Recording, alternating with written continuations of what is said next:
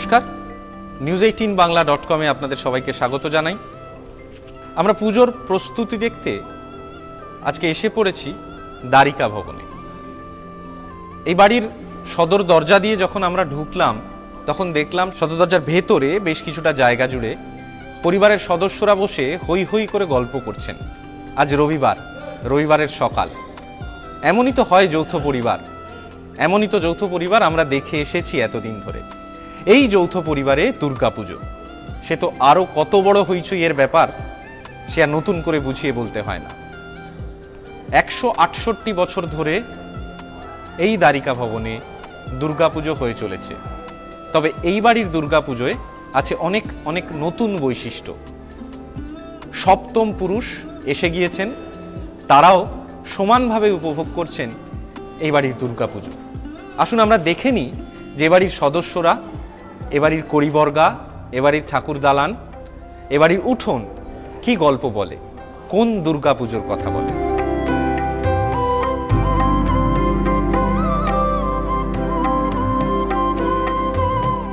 কলকাতার পুজোর ইতিহাস আমাদের নানা রকম কথা বলে। হয়তো কয়েক মিটার ছেড়ে ছেড়েই কলকাতার বুকে এমন অনেক বাড়ি রয়েছে, এমন অনেক জায়গা রয়েছে যেখানে ইতিহাস তার দীর্ঘদিনের ঐতিহ্য বহন করে চলেছে। উত্তর কলকাতার তেমনই অনেকগুলো বাড়ির মধ্যে একটা উল্লেখযোগ্য বাড়ি দ্বারিকা ভবন, দ্বারিকানাথ দত্তের বাড়ি। এ বাড়ির দুর্গাপুজোর ইতিহাস কিন্তু সুপ্রাচীন। আমরা শুনবো সেই ইতিহাসের কথা। আমাদের সঙ্গে রয়েছেন সেই পরিবারের সদস্য প্রণতি দত্ত। প্রণতি দত্তকে স্বাগত জানাই। আচ্ছা, আমি যেটা প্রথমে আপনার কাছ থেকে জানতে চাইব, আমরা যে ঠাকুর দালানে বসে আছি এখানেই পুজো হয়, দুর্গাপুজো হয়। আপনি যদি একটু বলেন এই পুজোর ইতিহাসটা সম্পর্কে, মানে কতদিন, কত বছর হলো এই পুজোর এবং কিভাবে চলে আসছে এই পুজো, এটা যদি একটু বলেন শুরুর দিকের কথাটা। আমাদের বাড়ির প্রতিষ্ঠাতা হচ্ছেন দ্বারিকানাথ দত্ত। ওনার দুর্গা পুজো শুরু করে, ওনার খুব ইচ্ছে হয়েছিল যে পুজোটা শুরু করবে।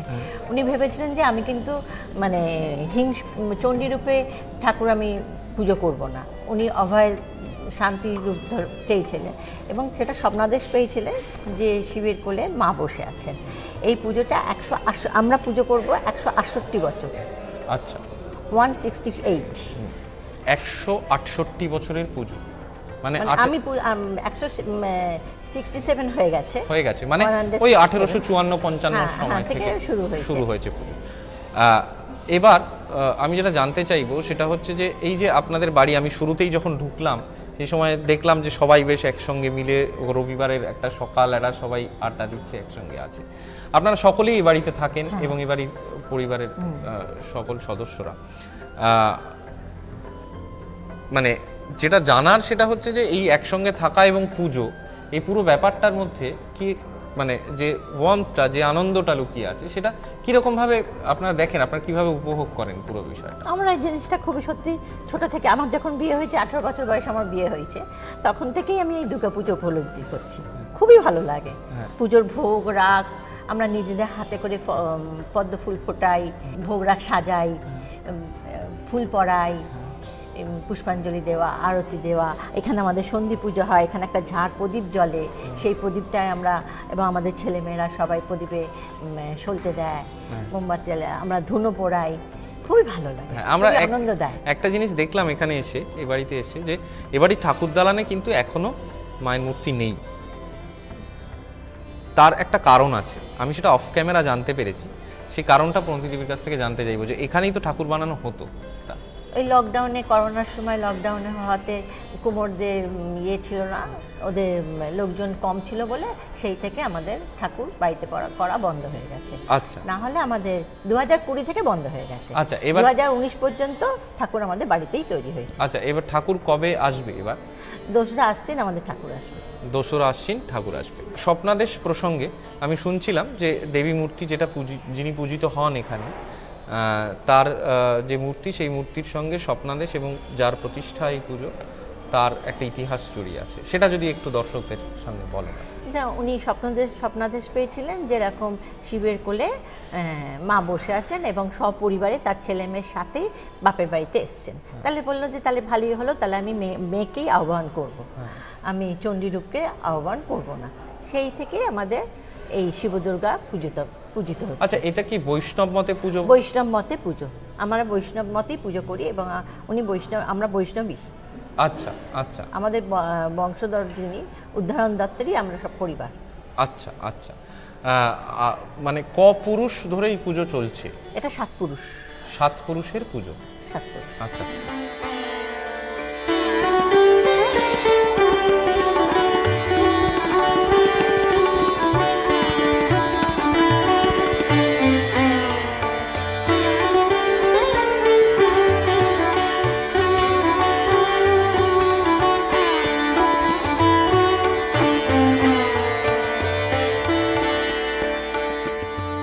যে ইতিহাস, যে ঐতিহ্যর কথা আমরা বলছিলাম, সেই ঐতিহ্য ইতিহাসের পাশাপাশি পুজোয় বিশেষ কিছু আচারও আছে। এবারের প্রতিমার কথা, যে দেবীমূর্তি পূজিতা হন এ বাড়িতে, সেই প্রতিমার কথা কিছুক্ষণ আগে প্রণতি দেবী বলছিলেন। আমাদের সঙ্গে এখন রয়েছেন এবাড়ির আরেক সদস্য সুপর্ণা দত্ত। সুপর্ণা দেবীকে স্বাগত জানাই। আমরা তার কাছ থেকে আরও কিছু খুঁটিনাটি জেনে নেব যে এই দুর্গাপুজোয় কেমন হয় আচার, কি আচার হয়, কি নিয়মকানুন পালিত হয়, এই রকম কিছু তথ্য আমি ওনার কাছ থেকে জেনে নেব। আপনি যদি একটু বলেন, এরকম বিভিন্ন ধরনের আচার বিভিন্ন বাড়ির পুজোয় কিছু বৈশিষ্ট্য থাকে, সেরকম এ বাড়িরও কিছু বৈশিষ্ট্য আছে। প্রথমে আমি যেটা জানতে চাইবো সেটা হচ্ছে ধুনো পুড়োনোর ব্যাপারটা এখানে হয়, সেটা যদি একটু বলেন যে মানে ব্যাপারটা কিরকম হয়, দেখতে কিরকম, কি ব্যাপার?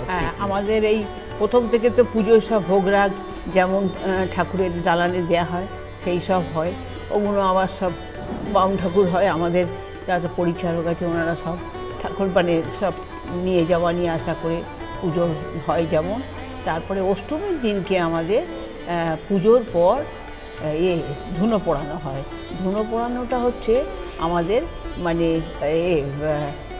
সবাই আমরা যেমন ধুনো পোড়ানো, মাথায় গামছা, 2 হাতে 2টো গামছা হাতে করে নিয়ে সব বাড়ির ছেলেরা, পুরোহিতরা সব সলতে আর ধুনো ঘুরিয়ে আমরা মালসা হাতে করে নিয়ে বসি, মাথায় একটা মালসা, সেটা পেছন থেকে বাউন ঠাকুর কি বাড়ির সব ছেলেরা ধরে থাকে, আর 2 হাতে আমরা 2টো মালসা দিয়ে সেটা ধুনো দিয়ে আগুন জ্বালানো হয়, ঠাকুরের কাছে নিবেদন করতে হয় সেইটা। হ্যাঁ, নিয়ে তারপরে হয়ে গেলে আমাদের কোলে সব যারা ছোট ছেলে মেয়ে বয়সী যারা, তাদেরকে বসানো হয়, বসিয়ে আমরা প্রণাম করে আবার দালানে উঠে, এখানে বাউন ঠাকুর বসে থাকেন, ওনার থালায় আমরা একটু দক্ষিণা দিই, নিয়ে নমস্কার করে ঠাকুরকে দিয়ে তারপরে আমরা মুখে একটু জল মিষ্টি খাই। হ্যাঁ, আমরা ধুনো পোড়ানোর প্রসঙ্গ জানলাম, এবার যেটা জানতে চেষ্টা করব সেটা হচ্ছে ভোগেরও এ বাড়িতে বৈশিষ্ট্য আছে। আপনি যদি একটু দর্শকদের বলেন যে ভোগের কি বৈশিষ্ট্য এখানে আছে, ভোগ কি ধরনের ভোগ আমাদের? হ্যাঁ, এখানে বারকোষে করে মানে 16 মণ, আমাদের মোট দুর্গাপুজোয় 16 মণ চাল আর 1.25 মণ চিনি নিয়ে আমাদের এই দুর্গাপুজো হয়। আচ্ছা, 16 মণ চাল, 16 মণ চাল এবং 16 মণ চাল এবং 1.25 মণ চিনি, 1.25 মণ চিনি, সেটাকে এবারে ষষ্ঠী, সপ্তমী, অষ্টমী, নবমী ভাগ করে দেয়া হয়। নিয়ে আমার এই দালানে সব পরিচারকরা আছেন, আমাদের যেখানে রাখা থাকে সেই চাল বারকোষে করে সব সাজিয়ে ফল মূল মিষ্টি দই রাবড়ি সব নিয়ে এসে আমাদের এক এক দিন এক একটা মাপ আছে। সপ্তমীর দিন কত হবে? 13 থালা মানে ভোগ পড়ে। তার সেইটা পুজো হয়ে গেলে আবার সেটা আমাদের রাখার জায়গা আছে, সেখানে বেরিয়ে যায়। এবারে আবার অষ্টমীর দিন 28 থালা ভোগ পড়ে, তার ভেতরে মিষ্টি, সব রকমের মিষ্টি, হ্যাঁ, তারপরে আপনাদের লুচি তরকারি সবজি পাঁপড় চানাচুর যাবতীয় জিনিস, ফলমূল তো আছেই, এইগুলো আমাদের ভোগে পড়ে। তার মানে এই বাড়ির ভোগেরও কিন্তু একটা বৈশিষ্ট্য আছে। এরপর যেটা জানতে চাইবো সেটা হচ্ছে যে দশমী, বিজয়া দশমীর কি কি আচার আছে এই বাড়িতে। সাধারণত আমরা দেখি যে সিঁদুর খেলার একটা আচার সর্বত্র থাকে, এ বাড়িতে কেমন হয় বিজয়া দশমী? হ্যাঁ, দশমীর দিনে আমাদের আগে একটা হলুদ জলেতে বড় পেতলের থালাতে হলুদ দিয়ে তাতে কৈলাস দর্শন করতে হয়। যখনই দশমী পুজো হয়ে গেল, সুতো ছেড়ে দেওয়া হলো, তখন আমরা সবাই উঠে দাঁড়ালাম, কৈলাস দর্শন করতে হয়। ঠাকুরমশাই পদ্ম ফুল দিয়ে মায়ের চরণ আর বাবার চরণ আমাদেরকে সবাইকে দেখায়। আমরা প্রণাম করে এইবারে সিঁদুর নিতে হয়, সেই সিঁদুর তখন সবাইকে ছোঁয়ানো হয়। এইটা হচ্ছে দশমীর পুজো।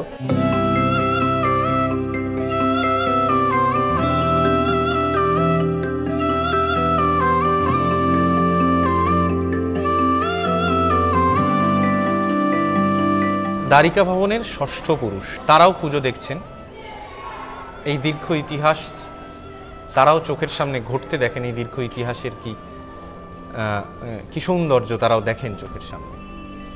আমার সঙ্গে রয়েছেন সত্যম কুমার দত্ত। নমস্কার। নমস্কার। তার চোখে এ বাড়ির দুর্গাপুজো কেমন, যিনি আধুনিক বিশ্ব দেখেছেন, এ বাড়ির বাইরের অনেক কিছু দেখেছেন,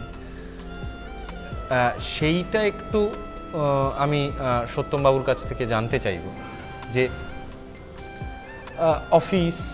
অফিসের প্রাত্যহিক জীবন এবং বাইরেটা অনেক বদলে গেছে, এই বাড়ির ভেতরটা যেমন বাইরেটা তো অনেকটা বদলে গেছে, কেমন লাগে পুজোর সময়টা? পুজোর সময় যে অফিস দিয়ে আপনি কথাটা শুরু করলেন, তো অফিস দিয়ে ফার্স্টেই কথা হচ্ছে এবারে কোথায় ঠাকুর দেখতে বেরো। অ্যাকচুয়ালি ছোটোবেলা থেকে আমরা কখনো সেইভাবে ঠাকুর দেখতে বেরোইনি, কারণ বাড়ির মধ্যেই আমাদের এত আনন্দ এবং কিভাবে যে এই কয়েকটা দিন কেটে যায় সেটা আমরা নিরলস আনন্দে বুঝতেই পারি না আর কি। আর আমাদের তো একদম বোধন যখন শুরু হয় তখন থেকেই পুজো শুরু হয়ে যায়, এবং তারপর আমাদের ষষ্ঠীতে পুজো হয়, এবং সপ্তমীর দিন আমরা ভোরবেলা কলাবউ স্নান করাতে যাই। তো ভোর 4টের সময় প্রত্যেকে উঠে পড়ি, এবং যাদের যাদের অ্যালার্ম বাজে না তাদেরকে জাগানোর জন্য ঘরে ঘরে গিয়ে আমাদের সব ছোট সদস্যরা কাসর বাজিয়ে আসে, যাতে তারা তাড়াতাড়ি উঠে জয়েন করতে পারে। এবং ভোর 5টার সময়, ঠিক 5টার সময় আমরা কলাবউ স্নানে বেরিয়ে পড়ি। সেখান থেকে আমাদের পুজো শুরু। তারপরে সেইভাবে সপ্তমী, অষ্টমীর দিন ধুনো পোড়ানো হয়, আমাদের বাড়ির সকল ছেলেরা সদস্যরা সেখানে অংশগ্রহণ করে। নবমী, দশমী, এবং সবচেয়ে মূল বিষয় হচ্ছে আমাদের পুজোতে কোনো যদি অনুষ্ঠান হয় তার রিহার্সাল শুরু হয়ে যায় অনেক আগে থেকে। তো সেটাও বেশ মজাদার ব্যাপার। আমরা সপ্তমী বা অষ্টমী বা নবমীর দিন কোনো না কোনো সন্ধেবেলা একটা সাংস্কৃতিক অনুষ্ঠান করি, নাচ, গান, নাটক, এইরকমভাবেই আমাদের আনন্দ করে করে সময়টা। আর এই বাড়ির সদস্য হওয়া মানে তো একটা ভিআইপি কিছুটা একটা স্বাদ পাওয়া আর কি। বন্ধুরা নিশ্চয়ই জানতে চান যে কিরে তোদের বাড়িতে পুজো হচ্ছে, এবার যাবো, কিরকম বন্ধুদের কাছ থেকে কিরকম রিয়াকশন? বন্ধুদের কাছ থেকে পুজো বলতে, পুজোয় আমরা বেরোই না কিন্তু সবাই আমাদের বাড়িতে আসে, এটাই সবচেয়ে বড় পাওনা। এবং সত্যি পুজোর সময় সকলে মিলে বাড়িতে আসে, এবং আমরা সকাল থেকে সত্যি বলতে এখানে সেজে গুজে রীতিমতো দালানে বসে থাকি। বাইরে থেকে ট্যুরিস্টরা আসে, বিভিন্ন ওয়েস্ট বেঙ্গল ট্যুরিজমের বাস আসে, এবং অসংখ্য এক এক সময় এরকমও হয়ে যায় এই বাড়ির উঠোনে প্রায় 100-150 জন দর্শনার্থীরা এখানে।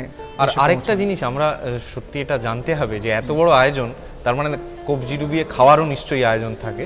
আমি একটু জানতে চাইবো যে খাওয়া দাওয়ার অ্যারেঞ্জমেন্টটা কীরকম? খাওয়া দাওয়ার অ্যারেঞ্জমেন্ট বলতে আমাদের ঘরে ঘরে খাওয়া দাওয়ার অ্যারেঞ্জমেন্ট হয়, এবং আমাদের এই সময় পুরোপুরি নিরামিষ।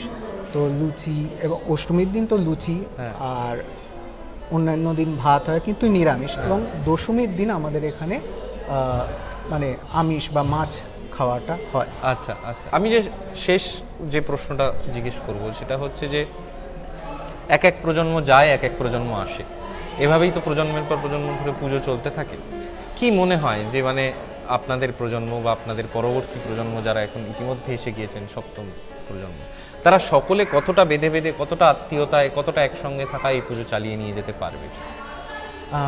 একটা হচ্ছে বাড়ির প্রতি প্রত্যেকের একটা টান, এবং ছোটোবেলা থেকেই যেহেতু আমরা এরকম পরিবেশে মানুষ হয়েছি, সুতরাং এই পুজো, দুর্গা পুজো হওয়া এবং সারা বছর ধরে পুজো অনুষ্ঠিত হওয়া, তাই আশা করছি এই সাংস্কৃতিক যে আমাদের ছোটোবেলা থেকে বেড়ে ওঠা, সেটাই আমাদের প্রত্যেক জেনারেশনের পর জেনারেশন এই পুজোটাকে ধরে নিয়ে যেতে আমাদের সক্ষম করবে। আমরাও চাইবো বারবার করে এই বাড়ির পুজো দেখতে আসতে, এবং আমরা চাইবো বারবার করে যাতে যাদের সঙ্গে কথা বললাম, সত্যমবাবু বা আগে সুপর্ণা দেবী, প্রণতি দেবী, প্রত্যেকের সঙ্গে যেন আমাদের প্রত্যেকবার দেখা হয়। আর এবার তো পুজো প্রায় এসেই গেল, পুজোর প্ল্যান তো প্রায় হয়ে গিয়েছে বোধহয়, এবং আমরা চেষ্টা করব যে পুজোর মধ্যে হঠাৎ করে একদিন এখানে এসে পড়া এবং এসে পড়ে এই বাড়ির পুজোর আয়োজনের স্বাদ নেওয়া।